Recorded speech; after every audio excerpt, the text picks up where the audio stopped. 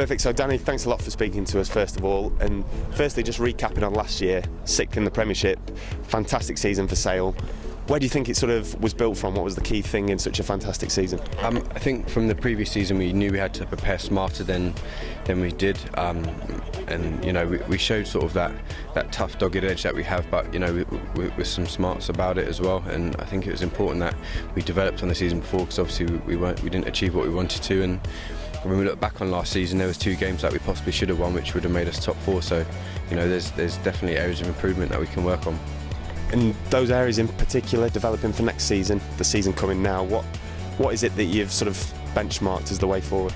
There's a few areas that we've got to work on, you know, and we've done that very well. The coaches have been exceptional in the pre-season, and the players have turned up in exceptional shape. So I think it's important that everyone's in the right path, and it seems to be that everyone is. So you know, every day we get into training, we're striving to get better and improve. And I know it's a cliche thing to say, but you know, if everyone's thinking like that, then everyone's going to be getting better, and that's the main thing, because when it comes to the big games this year, we're going to have a better squad.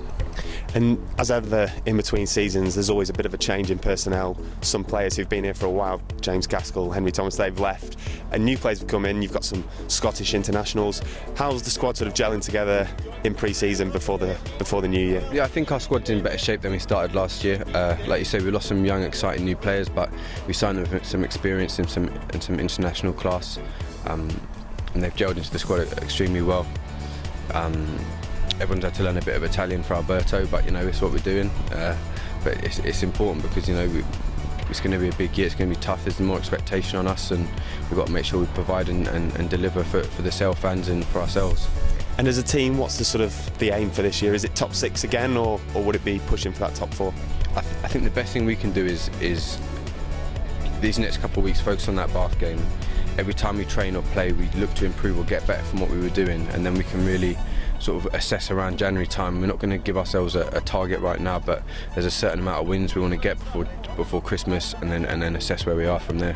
And finally, just a word on yourself personally last year. Fantastic season, both the Premiership and then a call up to the England squad with great performance for England. How was it as a year for yourself personally? I know you've played England a lot before, but coming back into the squad must have been a great feeling. Yeah, it was.